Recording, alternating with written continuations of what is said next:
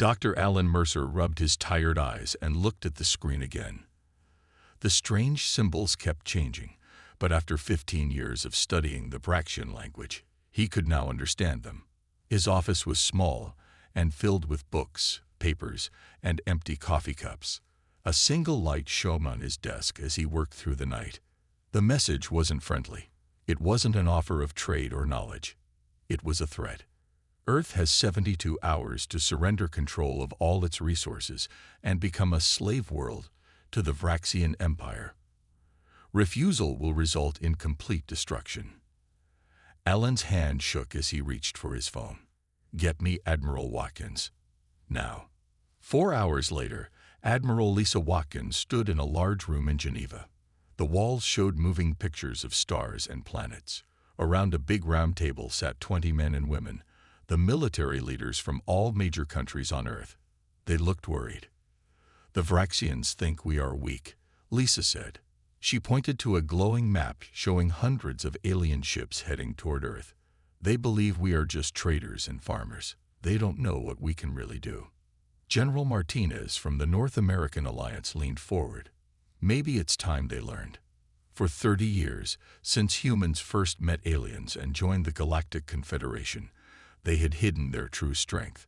Earth showed only peaceful ships, simple weapons, and basic technology.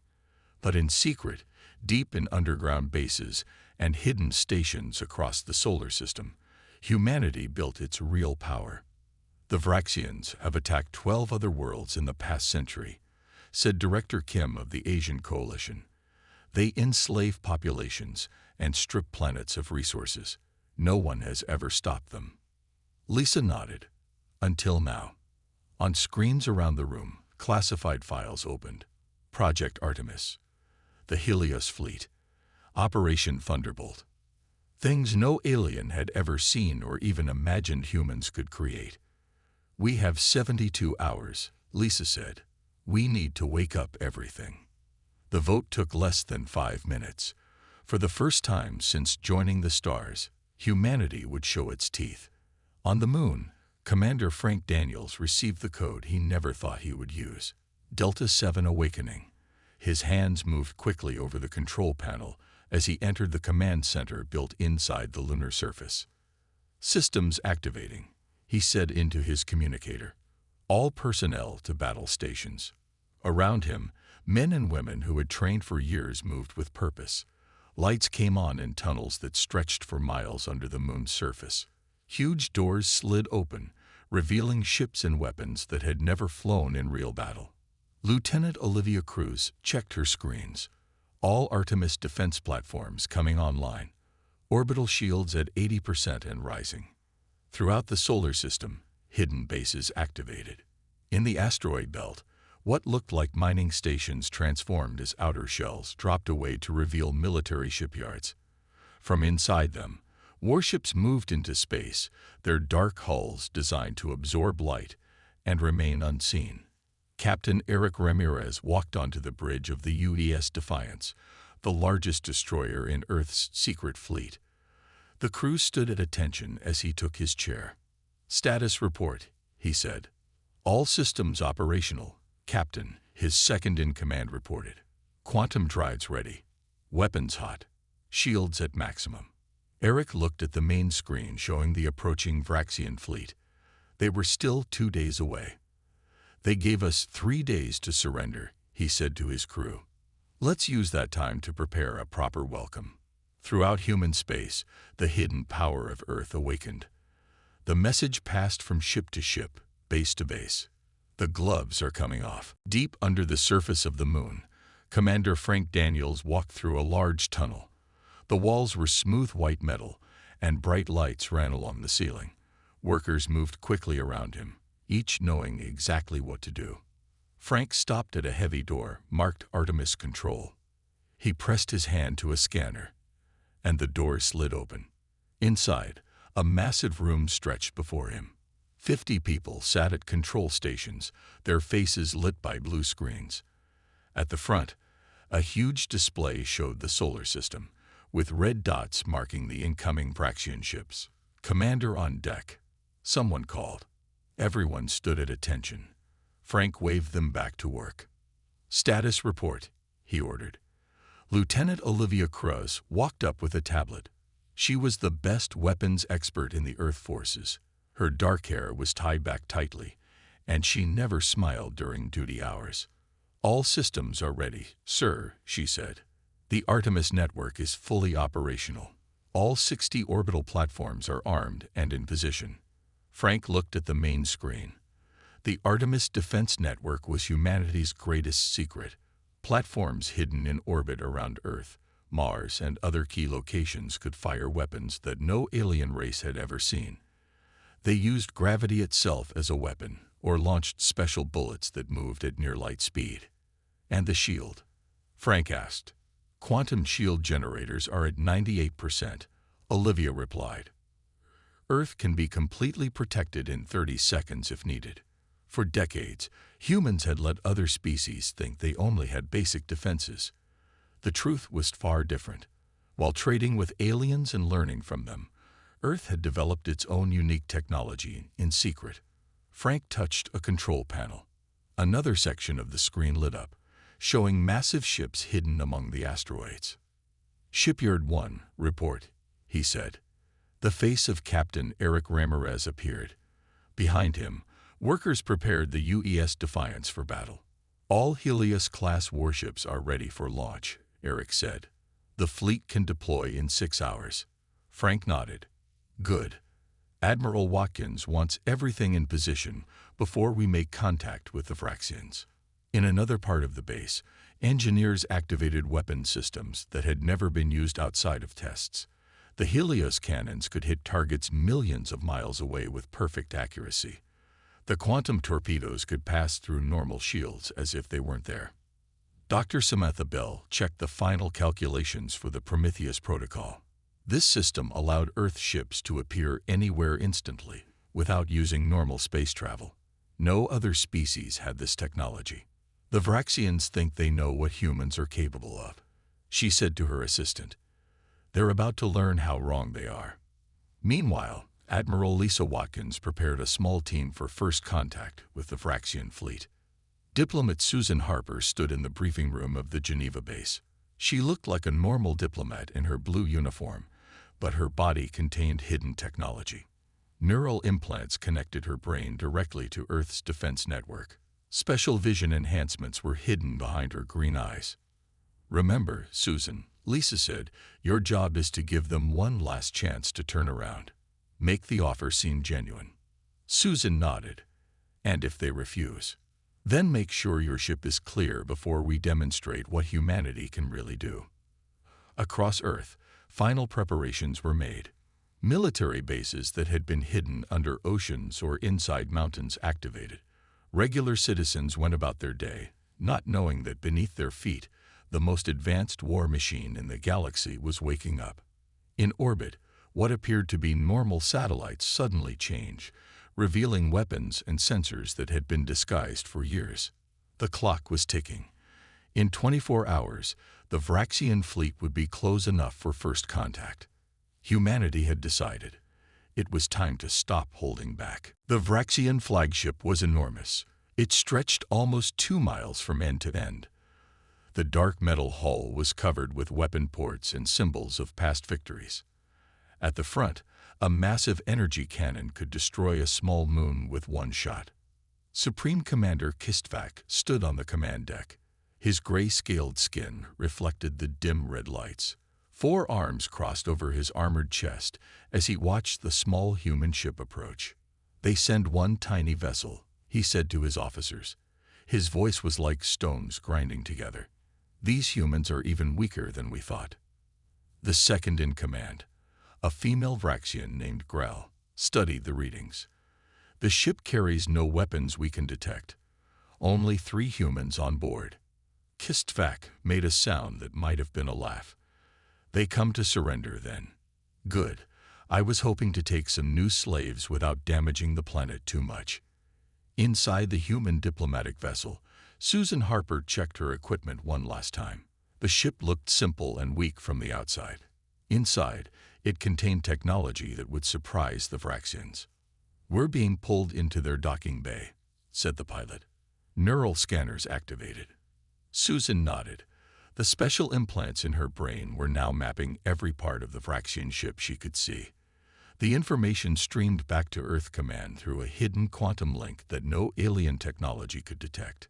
Two large Vraxian guards met them at the airlock. They carried energy weapons and looked down at the humans with yellow eyes full of hate. "Follow," one guard said in rough English. "Supreme Commander waits." Susan walked calmly, her eyes recording everything. The corridors were large and dimly lit. She counted weapon stations, crew numbers, and exit points. All this information flowed back to Admiral Watkins. The meeting chamber was designed to intimidate. The ceiling was high, and the walls showed images of planets that had fallen to the Vraxian Empire.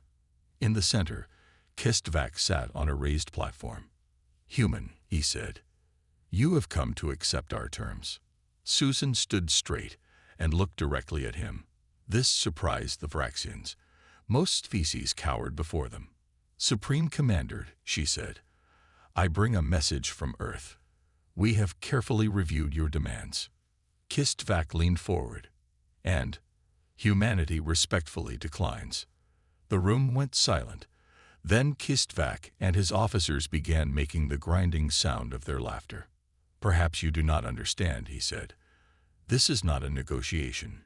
You will surrender or be destroyed." Susan smiled slightly. "No, Commander. I think you are the one who doesn't understand. Humanity has been peaceful since joining the Galactic Confederation. But that was our choice, not our nature." She took a small device from her pocket and placed it on the floor. It projected a hologram of Earth's solar system. "What you see approaching your fleet is only a small demonstration of what we can do." Around the Vraxian fleet, 300 hidden satellites suddenly became visible. They had been there all along, cloaked by technology the Vraxians had never encountered. On the command ship, alarms began to sound. "Supreme Commander," called a panicked officer, "unknown devices have appeared around our fleet. They are powering up weapons." Kistvak stood quickly. "Impossible. Deploy shields. Ready all weapons." Susan's diplomatic vessel, now clear of the flagship, transformed. Panels opened to reveal a special device. It was a Q-bomb, technology humans had developed in secret. It could disable any ship without destroying it or killing the crew. "This is Admiral Lisa Watkins of Earth Defense Force," the voice said over all Vraxian communication channels. "Your fleet is now surrounded. Power down your weapons immediately, or we will be forced to demonstrate humanity's true capabilities." For the first time in his long life, Supreme Commander Kistvak felt something new. He felt fear. News traveled fast across the stars. The mighty Vraxian fleet, which had destroyed 12 civilizations and enslaved countless worlds, had been defeated in just 6 hours. Not by a powerful ancient race, but by humans. The species most aliens saw it as peaceful traders who had joined the Galactic Confederation only a century ago. On Centauri Prime, the main meeting world for all species in the Confederation, hundreds of alien representatives gathered in the Great Hall. The circular room had tall windows showing the 3 suns of the Centauri system. Seats rose in levels, filled with beings of all shapes, sizes, and colors. Ambassador Joe Rivera of Earth stood in the center. He was a tall man with gray at his temples. His blue uniform was simple compared to the elaborate clothes of other species. "The Vraxian Empire attacked without cause," Joe said. His voice was calm but carried to every corner of the room. "They demanded Earth's surrender and threatened our extinction." On large screens around the hall, images appeared. They showed the Vraxian fleet surrounded by human ships and satellites. Then came the moment when the Q-bombs activated, sending waves of energy that shut down all Vraxian systems at once. "We disabled their fleet with minimal casualties," Joe continued. "All crew members were safely removed and are being held in temporary quarters. Their ships have been secured." The hall filled with murmurs and clicks and hums, the sounds of hundreds of different species talking at once. The representative of the Dralid stood. The Dralid were ancient beings that looked like tall columns of blue gel.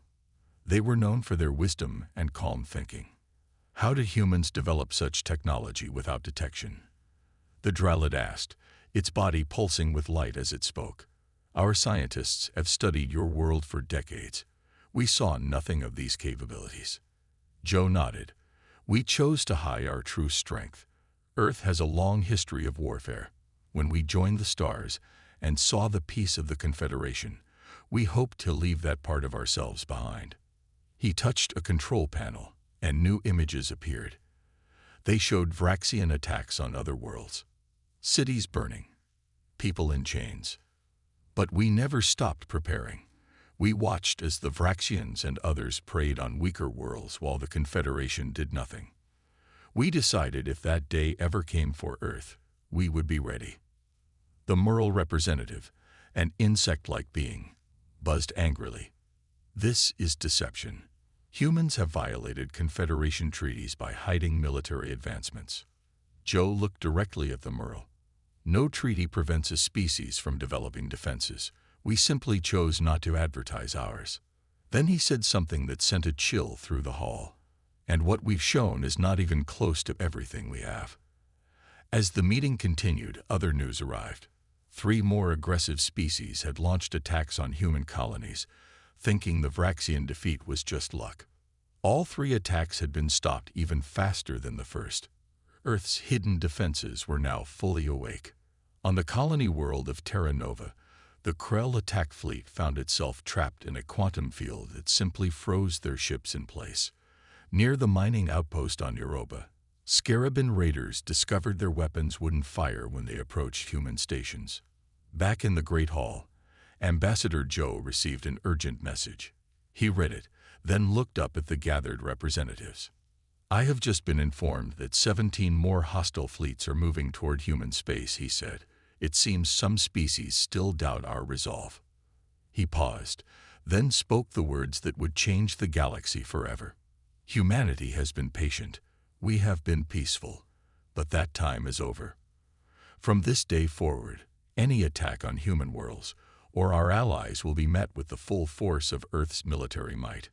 The universe held its breath. The Mars Command Center was built inside Olympus Mons, the largest mountain in the solar system. From the outside, it looked like a simple research station. Inside, it was the most advanced military headquarters humans had ever built. General Maria Patul stood in the center of the control room. Around her, large screens showed the positions of all ships in nearby space. Red dots marked enemy vessels. Green dots showed human ships and those of new allies. Report, Maria said. Her voice was firm but calm. She had been a soldier for 30 years and had seen many battles on Earth. But this was different. This was war among the stars. Intelligence Officer Daniel Wright pointed to a screen showing movements near the edge of human space. His finger traced the path of several red dots. We've identified 17 more hostile fleets mobilizing, he said. The Krell are still angry about their defeat at Terra Nova. The Scarabin Empire has called all their ships back from the outer systems, and the remaining Vraxian forces are joining with others who have grudges against Earth. Maria studied the screen. They still don't understand. They think if they combine forces, they can overwhelm us. Should we strike first? Asked one of her officers. We could use the Helios weapons to hit them before they organize. Maria shook her head. No, we defend. We don't attack first. That's the line we don't cross. Daniel moved to another screen. This one showed green dots in several clusters. Not everyone is against us, he said. The Arcadians have sent a message offering support. The Tellurians want to discuss a defense treaty. And the Nexus Collective has already moved ships to help protect our outer colonies. Maria looked surprised. The Arcadians were an old species known for staying neutral in conflicts. The Tellurians rarely left their home system. And the Nexus Collective was a group of artificial intelligence beings that usually avoided organic life forms. Why would they help us? She asked. Daniel smiled. They've all suffered under the aggressive species for centuries. The Vraxians took 3 Arcadian colony worlds 50 years ago. The Krell have been raiding Tellurian space for generations. They just lack the military strength to fight back. Maria thought for a moment. Tell them we're listening. Set up secure channels for talks. By the end of the week, something new had formed in the galaxy. The human-led defense coalition included 26 species. Some provided ships, others shared intelligence, and a few offered safe ports for human vessels. Together, they created a network of resistance against the bullies of the galaxy. On the UES Defiance, Captain Eric Ramirez welcomed visitors from the Arcadian High Council. The aliens looked almost human except for their silver skin and large eyes. "Your ship is impressive," said Elder Zinn, the Arcadian leader. "We had no idea humans had such technology." Eric led them through the ship, showing weapons and defense systems that had been hidden for decades. "For 100 years, your people thought we were just clever traders," Eric said. "But on Earth, we have a saying: hope for peace, prepare for war." Elder Zinn nodded. "The Vraxians took our world of New Arcadia 30 years ago. Thousands died. The Confederation did nothing. Things are different now," Eric promised. In a distant part of space, Admiral Lisa Watkins met with leaders from 15 species. They gathered on a neutral space station to plan their defense. "Humanity stands ready to protect any world that asks for help," Lisa told them. "For too long, predatory species have been allowed to attack others without consequences. That ends now." A representative of the small Glynn species, bird-like beings whose homeworld had been partly destroyed by the Krell, spoke up. "Why now? Why do humans choose this moment to reveal their strength?" Lisa's answer was simple. "Because everyone has a breaking point. The universe pushed us to ours." Proxima Centauri was the closest star to Earth's sun and home to humanity's first colony outside the solar system. The planet New Eden orbited the red dwarf star at just the right distance for humans to live on its surface. Over 50 years, it had grown from a small research station to a thriving world with millions of people. Now it faced the greatest threat in its history. Admiral Nathan Rice stood on the bridge of the UES Intrepid, watching as enemy ships appeared at the edge of the system. The view screen showed hundreds of vessels dropping out of faster-than-light travel. Their designs were different. The smooth curves of Krell ships, the sharp angles of Skiravan vessels, and the massive blocks of surviving Vraxian dreadnoughts. "They've combined their fleets," Nathan said quietly. His dark uniform fit perfectly on his tall frame. His face showed no fear, though the enemy force was twice the size of anything humanity had faced before. "Sir, we count over 600 enemy vessels," reported his sensor officer. "They're forming attack groups." Nathan nodded. He had positioned 40 human ships around Proxima Centauri. To any observer, it would seem like a hopeless defense. But Nathan knew something the enemy didn't. "Send the signal to Earth Command," he ordered. "Tell them the trap is ready." The enemy fleet moved forward slowly, cautious after the earlier defeats. Their commanders had studied the human victories and thought they understood the tricks used against the Vraxians. They stayed spread out to avoid being surrounded. They kept their shields at maximum power to prevent the Q-bombs from working. They jammed all standard communication frequencies. None of that would help them. All ships moved to Battle Formation Delta. Nathan ordered over the secure quantum communication system that couldn't be jammed. "Activate Prometheus Protocol."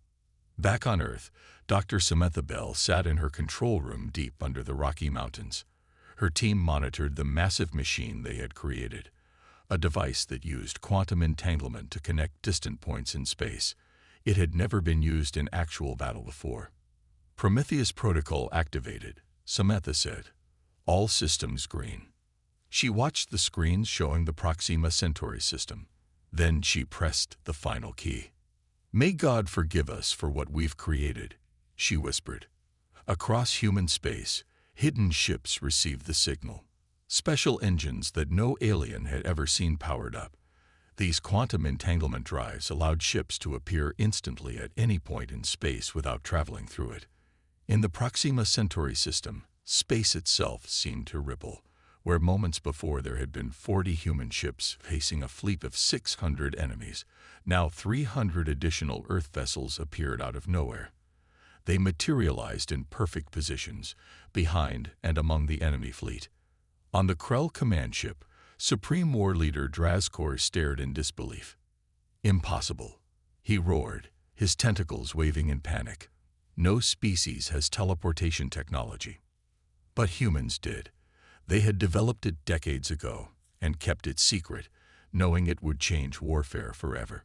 "All ships, fire," ordered Admiral Nathan Rice. The human fleet attacked from all directions at once. Specialized weapons targeted engines and weapons systems while avoiding crew areas. Advanced shields blocked return fire. From the bridge of the Intrepid, Nathan watched as enemy ships went dark, disabled but not destroyed. He had strict orders to minimize casualties. This wasn't about revenge. It was about ending the threat once and for all. The battle that many thought would be the greatest challenge to human power lasted just under 3 hours. When it ended, the combined fleet of the Vraxians, Krell, and Scarabin forces was completely defeated. Hundreds of ships drifted powerless in space. Thousands of alien crew members were taken prisoner, treated well, and eventually returned to their homeworlds. The message was clear. Humanity would defend itself and its allies with overwhelming force, but would not engage in needless killing. That night, as reports of the victory spread across human space, Dr. Samantha Bell watched the stars from her home in Colorado. "We never wanted this," she said to herself, but they needed to understand. The galaxy had changed forever, and everyone knew it. 1 year passed since the day humanity revealed its true power. The galaxy had changed in ways no one could have predicted. Old empires fell, new alliances formed, and at the center of it all stood Earth, no longer pretending to be less than it was. The city of New Geneva had been built specifically for this day. Its tall white buildings shone in the morning sun. At its heart stood Unity Hall, a massive structure with a dome of clear material that looked like glass, but could withstand a direct hit from a missile. Representatives from over 200 worlds gathered inside. They came in all shapes and sizes. Some breathed air, others water or different gases. Some walked on legs, others floated or slithered. But all had come to witness the birth of a new galactic order. President William Garcia of Earth walked to the center of the hall. He was an older man with dark skin and white hair. His simple blue suit had only one decoration, a small pin showing Earth and its moon. For too long, predatory species have dominated the stars through fear and violence, William said. His voice was strong and carried to every corner of the room. For too long, the Galactic Confederation has stood by while innocent worlds suffered. Around the hall, many representatives nodded. They had all seen the proof of his words, videos of Vraxian slave camps, records of Krell raids that killed millions, evidence of how the Scarabin Empire had destroyed entire civilizations. Humanity remained quiet for a century, not because we were weak, but because we hoped peaceful coexistence was possible without showing our teeth. William continued, "We were wrong. Peace requires strength and the will to use it." Ambassador Rebecca Powell stepped forward. She carried a data crystal that glowed with blue light. "Today we present the Galactic Defense Charter," Rebecca said. She placed the crystal on a pedestal where everyone could see it.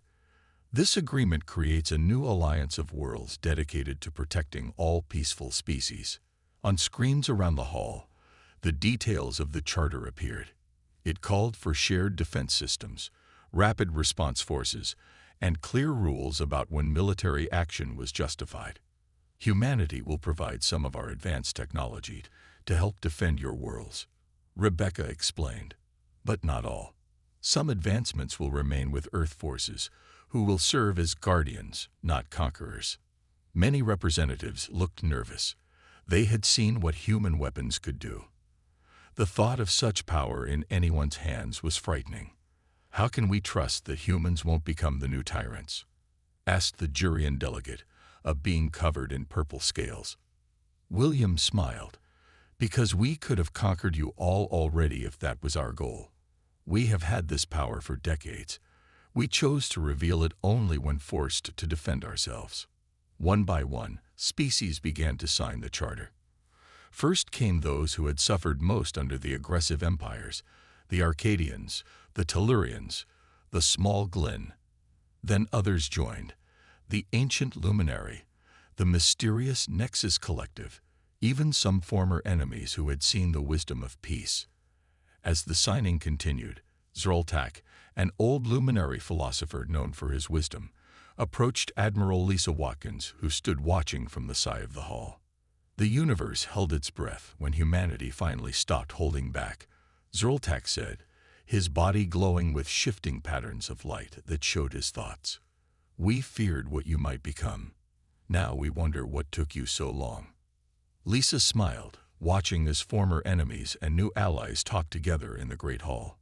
Sometimes the strongest warriors are the most reluctant to fight, she said.